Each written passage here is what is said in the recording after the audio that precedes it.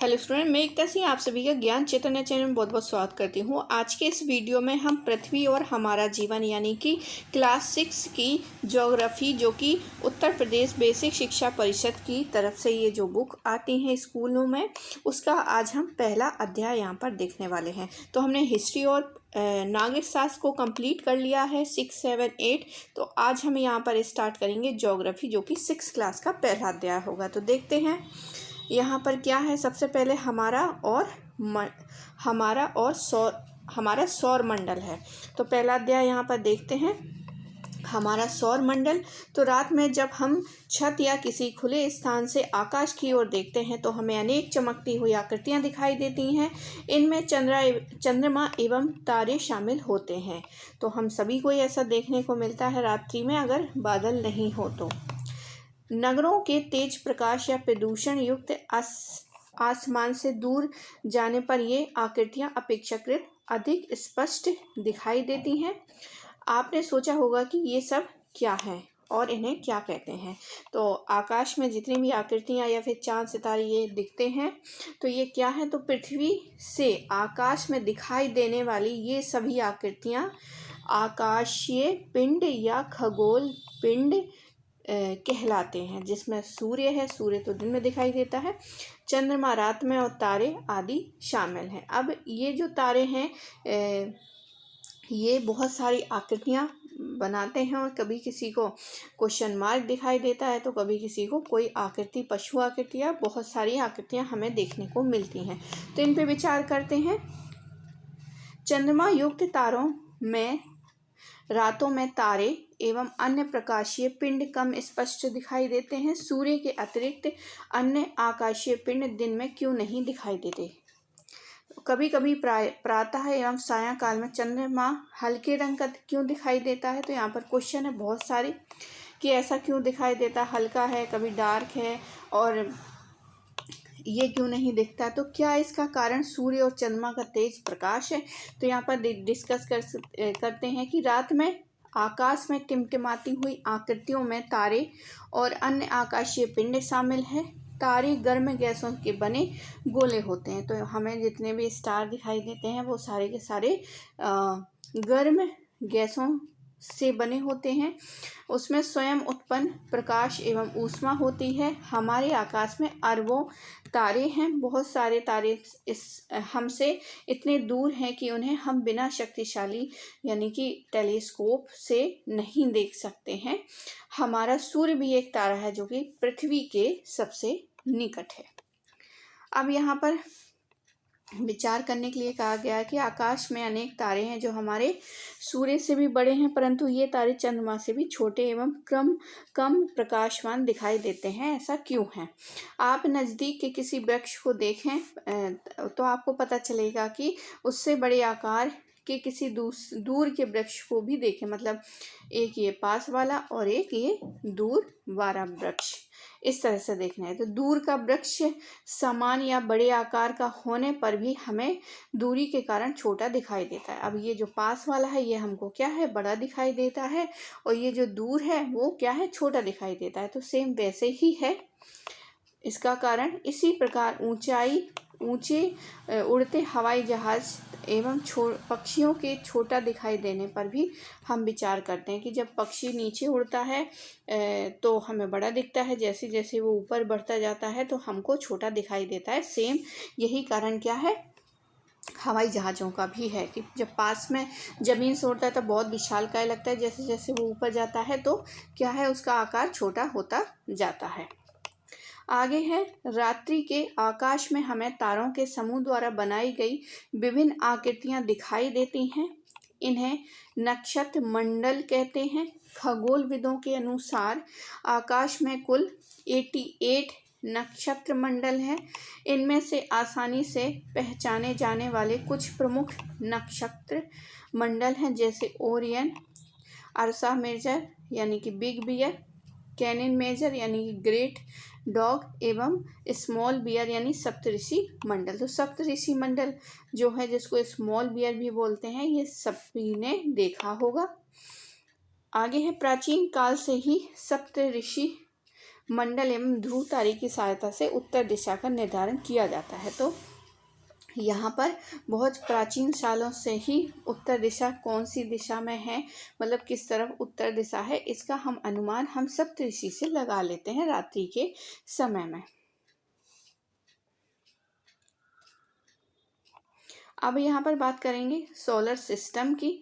तो सूर्य, 8 ग्रह, उन ग्रहों के उपग्रह तथा कुछ अन्य खगोलीय पिंड जैसे क्षुद्र ग्रह, पुच्छल तारा एवं उल्का पिंड मिलकर सौर मंडल का निर्माण करते हैं और हम सौर परिवार भी कहते हैं, क्योंकि सौर परिवार का मुखिया सूर्य है। ये हमारे सौर मंडल के केंद्र में स्थित है। सूर्य के गुरुत्वाकर्षण बल खिंचाव के प्रभाव के कारण और परिवार के अन्य सभी सदस्य सूर्य के चारों ओर क्या है, परिक्रमा करते रहते हैं। अब जो सूर्य है, सूर्य सौरमंडल के केंद्र में स्थित है। अत्यधिक गर्म गैसों का बना तारा है। इसमें मुख्य रूप से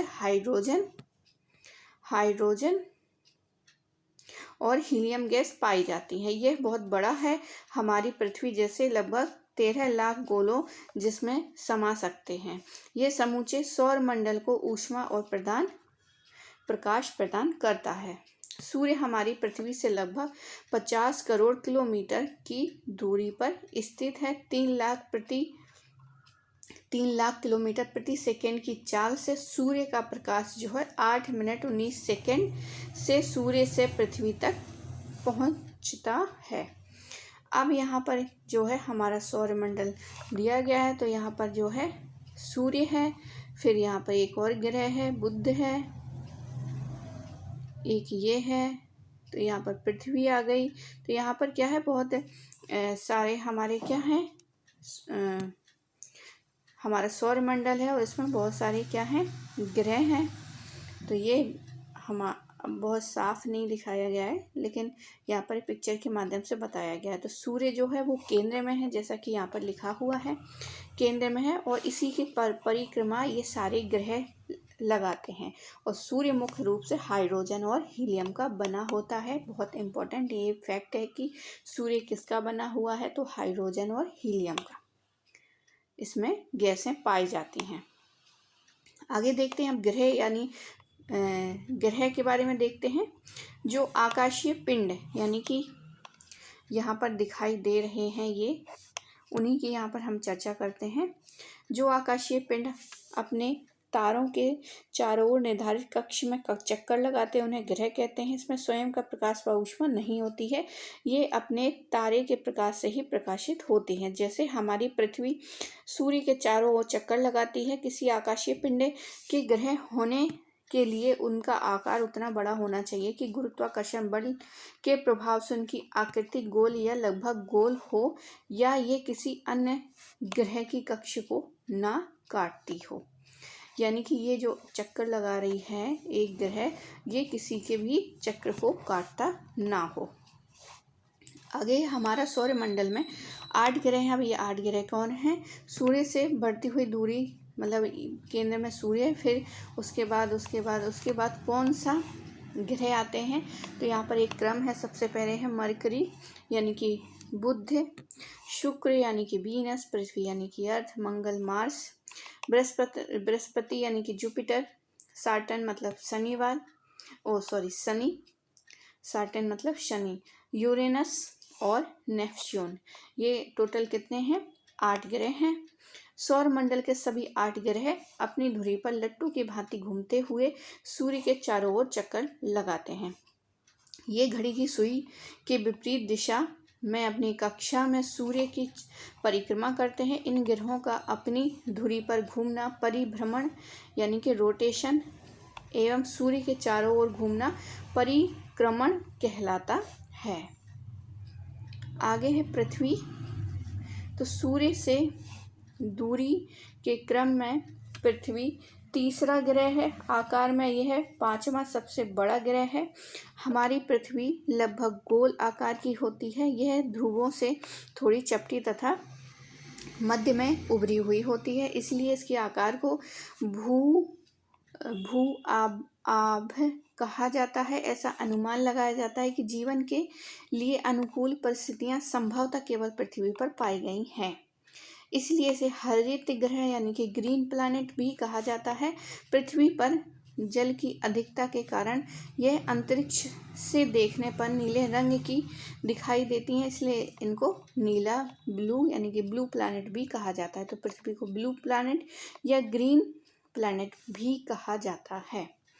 आगे देखते हैं, खगोल विदों के अनुसार कई तारों के पास हमारे सौर मंडल के भांति ग्रहों यानी उपग्रह आदि आकाशीय पिंडों से बना सुव्यवस्थित तंत्र हो सकता है।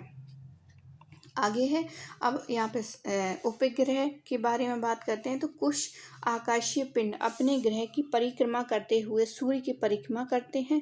अपने ग्रह की परिक्रमा करने के कारण उन्हें उपग्रह कहते हैं। जैसे चंद्रमा पृथ्वी की परिक्रमा करता है, यह पृथ्वी का एकमात्र प्राकृतिक उपग्रह है। अब यहाँ पर एक सारणी दी गई है, तालिका दी गई है, जिसमें सारे ग्रहों की तुलना की गई है कि सूर्य की परिक्रमा कितने दिनों में लगाते हैं, कितने चक्कर में लगाने में उनको समय लगता है, उसका व्यास कितना है ग्रह का, सूर्य से इतने उस ग्रह की किलोमीटर कितनी दूरी पर है वो ग्रह, उसका रंग कैसा है। तो ये सभी चीज़ें तो यहाँ पर मेन देख लेते हैं। बुध का रंग जो है वो भूरा है, शुक्र का हल्का पीला है, पृथ्वी का जैसा नीला और ग्रीन बताया गया है, तो यहाँ पर नीला और हरा है। मंगल का लाल और भूरा है, बृहस्पति का गुलाबी रंग पर सफ़ेद पट्टियाँ हैं, शनि का सुनहरा पीला है, यूरेनस का आसमानी है, नेपच्यून का गहरा आसमानी है। अब यहाँ पर नोट दिया गया कि शनि और यूरेनस ग्रह के चारों ओर विशेष प्रकार के वलय यानी कि रिंग पाई जाती हैं। तो आपने शनि में देखी होंगी ऐसे रिंग जो है वो पाई जाती हैं। तो शनि हो गया, और यूरेनस में जो है रिंग पाई जाती हैं। अगला है चंद्रमा यानी कि मून।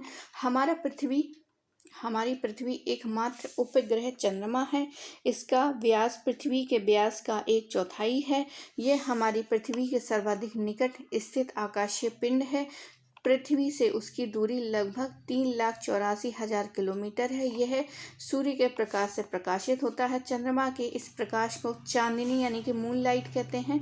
पृथ्वी के सर्वाधिक निकट होने के कारण यह रात्रि के आकाश में सबसे बड़ा और चमकीला दिखाई देता है।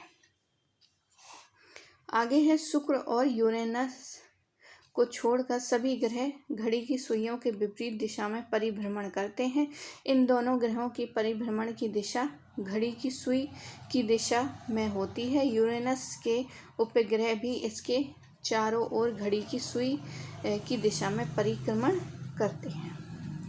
आगे है क्षुद्र ग्रह।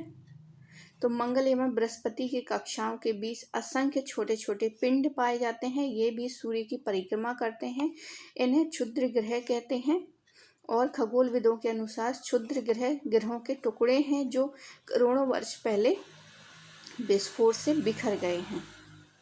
आगे है उल्का पिंड। तो उल्का पिंड क्या है? सूर्य के चारों तरफ चक्कर लगाने वाले पत्थर के छोटे छोटे टुकड़ों का उल्का पिंड कहते हैं।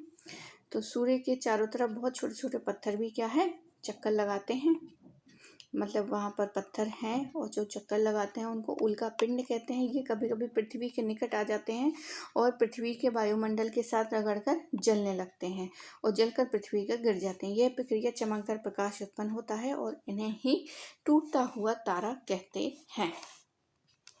आगे है पुच्छल तारे। तो पुच्छल तारे अथवा धेनुकेतु चट्टान, बर्फ, धूल और गैस के बने आकाशीय पिंड होते हैं। अक्सर ये आकाशीय पिंड अपनी कक्षा में घूमते हुए सूर्य के पास आ जाते हैं। सूर्य के ताप के कारण उनकी गैसें धूल, बर्फ, वाष्प में बदल जाती हैं। यही वाष्प मुख्य पिंड से एक लंबी सी चमकीली पूंछ के रूप में बाहर निकलती है। गुरुत्वाकर्षण के कारण इस तारे का सिर सूर्य की तरफ तथा पूंछ हमेशा ही बाहर की तरफ होती है, जो हमें चमकती दिखाई देती है। आगे है, आप सोच रहे होंगे कि इतने सारे ग्रह, उपग्रह और क्षुद्र ग्रह एक ही सूर्य के चारों ओर निरंतर चक्कर लगा रहे हैं, फिर भी कभी आपस में टकराते नहीं हैं, ऐसा कैसे संभव होता है? तो यहाँ पर देखते हैं कि विद्यालय परिसर में एक बच्चा सूर्य बनकर खड़ा है, तो बीच में एक बच्चे को खड़ा करना है। बाकी यहाँ पर क्या है, समान दूरी पर हमें एक बच्चे को खड़ा करना है और राउंड शेप में उसका बताना है कि उसको कैसे चलना है। अब सौरमंडल के चित्र में दिखाए गए विभिन्न ग्रहों के दीर्घवृत्ताकार मार्ग के अनुसार जमीन पर लकड़ी, चूना और चाक की सहायता से हमें ये सर्कल बना देने हैं। अब 8 बच्चे जो कि क्रमशः कौन होंगे, बुध होंगे, शुक्र होंगे, पृथ्वी होंगे, मंगल होंगे, बृहस्पति होंगे, शनि होंगे, यूरेनस हो गए और नेपच्यून हो गए, बनकर अलग अलग दीर्घवृत्ताकार मार्ग पर खड़े हो जाएं और उनके निर्धारित मार्ग पर सूर्य के चारों ओर घूमें। कितनी भी देर तक किसी भी गति से आप चलते रहें, कभी भी आपस में टकराएंगे नहीं। तो ये एक एक्सपेरिमेंट दिया गया है कि इस तरह से क्या है करने से आपको समझ में आ जाएगा कि कोई भी ग्रह एक दूसरे से कभी नहीं टकराएगा। आगे देखते हैं कुइपर मेखला। यह नेपच्यून के पार सौर मंडल के आखिरी सिरों पर एक तश्तरी यानी डिस्क के आकार की विशाल पट्टी है। इनमें असंख्य खगोलीय पिंड उपस्थित हैं। इनमें कई बर्फ बने हैं। धूमकेतु इसी क्षेत्र से आते हैं। खगोलविदों का अनुमान है कि यहाँ पर ग्रह जैसे कई बड़े आकाशीय पिंड भी होते हैं। प्लूटो भी इसी मेखला में स्थित है। आगे है हमारे सौर मंडल में अगर 2006 से 9 ग्रह माने जाते थे। यम जो है 9वां ग्रह था और नेपच्यून की कक्षा का अतिक्रमण करता था, मतलब क्रॉस करता था, इसलिए इसको हटा दिया, ग्रह नहीं माना गया है। अतः 24 अगस्त 2006 से अंतर्राष्ट्रीय खगोलीय संघ IAU ने यम को ग्रह की श्रेणी से हटा दिया है। अब हम यहाँ पर बात करेंगे ब्रह्मांड की। तो हमारे तारों भरे खुले आकाश में एक ओर से दूसरी ओर तक फैली चौड़ी सफ़ेद पट्टी की तरह चमकदार मार्ग को देखा है। यह करोड़ों तारों का समूह है। इस पट्टी को आकाशगंगा कहते हैं। हमारी आकाशगंगा का नाम मंदाकिनी है। जो भाग पृथ्वी से दिखाई देता है उसे मिल्की कहते हैं। इसका आकार सर्पिलाकार यानी तश्तरी जैसा है। इनमें लगभग 1 अरब तारे हैं। हमारा सौरमंडल इसी आकाशगंगा का एक भाग है। आगे है इस प्रकार की करोड़ों आकाशगंगाएं मिलकर हमारे ब्रह्मांड का निर्माण करती हैं। अब यहाँ पर पूछा गया है कि क्या आपने विचार किया है कि हमारे ब्रह्मांड में आकाशगंगाएं, सूर्य, पृथ्वी आदि आकाशीय पिंडों की उत्पत्ति कैसे हुई है। तो यहाँ पर एक प्रकाश वर्ष के बारे में बताया गया है। यह दूरी नापने की इकाई है। लाइट ईयर दूरी नापने की इकाई है। प्रकाश द्वारा ही अंतरिक्ष में 1 वर्ष में चली गई दूरी प्रकाश वर्ष कहलाती है। तो प्रकाश वर्ष क्या है? प्रकाश द्वारा मतलब लाइट द्वारा अंतरिक्ष में 1 वर्ष में चली गई दूरी प्रकाश वर्ष कहलाती है। इसी माप का लगभग 946 खरब किलोमीटर होती है। तारों के मध्य दूरी जो है आकाशगंगा का आकार, आकाशगंगाओं के मध्य दूरी आदि दूरियां नापने में इसका प्रयोग करते हैं। हमारी आकाशगंगा इतनी विशाल है कि प्रकाश की गति से चलने पर इसके एक सिरे से दूसरे सिरे तक जाने में 1 लाख वर्ष लगेंगे। आगे है आज से लगभग 13 अरब वर्ष पहले पूरा का पूरा ब्रह्मांड एक गर्म और सघन छोटे से गोले के रूप में था। अधिक गर्मी और सघनता के कारण में अचानक विस्फोट हुआ। इस विस्फोट को बिग बैंग कहा जाता है। विस्फोट के बाद ब्रह्मांड तेजी से फैलने लगा। यह फैलाव आज भी जारी है। बिग बैंग की घटना के कुछ करोड़ों वर्ष के बाद ही तारों और आकाशगंगाओं का निर्माण होने लगा। वास्तव में आकाशगंगा का निर्माण हाइड्रोजन, हीलियम गैसों एवं धूल कणों के बने विशाल बादल से इकट्ठा होने से हुआ है। आकाशगंगा को बनाने वाले इन बादलों को निहारिका कहते हैं। गुरुत्वाकर्षण के प्रभाव के कारण इन बादलों से गैसीय पिंड बने, जिससे तारों का निर्माण क्या हुआ? प्रारंभ हुआ। आकाशगंगा के केंद्र में सबसे दूर स्थित मंदाकिनी से चले प्रकाश को हमारी पृथ्वी तक पहुंचने में 1 करोड़ वर्ष लग जाएंगे। तो यहाँ पर क्या है? ब्रह्मांड है, फिर मंदाकिनी है, यानी आकाशगंगा, फिर है सौर मंडल। तो प्रकाश को आकाशगंगा के एक छोर से दूसरे छोर तक पहुंचने में 1 लाख वर्ष लगेंगे। प्रकाश जो है 3 लाख किलोमीटर प्रति सेकंड की गति से चलता है, फिर भी सौर मंडल पार करने में 24 घंटे लगते हैं। अब यहाँ पे एक विशाल ब्लैक होल है जो गुरुत्वाकर्षण केंद्र का कार्य करता है। तो यहाँ पर छूटा हुआ है, कुछ देख लेते हैं। तो आकाशगंगा का केंद्र में एक विशाल ब्लैक होल है जो गुरुत्वाकर्षण के का केंद्र मतलब कार्य करता है। इसके कारण आकाशगंगा का अस्तित्व बना रहता है। हमारा सूर्य अपनी आकाशगंगा में लगभग 100 अरब तारों में से एक तारा है। आज से लगभग 5 अरब वर्ष पूर्व मंदाकिनी आकाशगंगा की बाहरी भुजा से हमारे सूर्य का जन्म हुआ। सूर्य अपने जन्म से ही आकाशगंगा के केंद्र की परिक्रमा कर रहा है। वर्तमान में यह आकाशगंगा के बीच की भुजा में स्थित है। सूर्य की उत्पत्ति के कुछ समय बाद इसके चारों ओर छोटे छोटे आकाशीय पिंडों और गैसीय बादलों का संचयन होने लगा। इस संचयन के परिणाम स्वरूप ग्रहों, उपग्रहों, क्षुद्र ग्रहों, पुच्छल तारों आदि का निर्माण होने लगा। इस प्रकार धीरे धीरे हमारा सौर मंडल अपने वर्तमान स्वरूप को प्राप्त हुआ। अब यहाँ पर कृष्ण विवर है यानी कि ब्लैक होल। तो ब्लैक होल एक ऐसी आकाशीय पिंड है जिसका बहुत अधिक भार अथवा द्रव्यमान अत्यंत सीमित स्थान पर एकत्र रहता है, अर्थात इसका घनत्व बहुत अधिक होता है।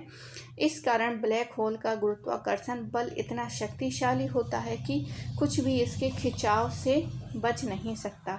यहाँ तक कि यह अपने ऊपर पड़ने वाले प्रकाश को भी अवशोषित कर लेता है, अर्थात इनमें से जाने वाला प्रकाश भी इसके बाहर नहीं आ पाता है, इसलिए ये दिखाई भी नहीं देता। इसके स्थान पर केवल काला रंग ही दिखाई देता है, इसलिए इसे कृष्ण विवर या ब्लैक होल कहा जाता है।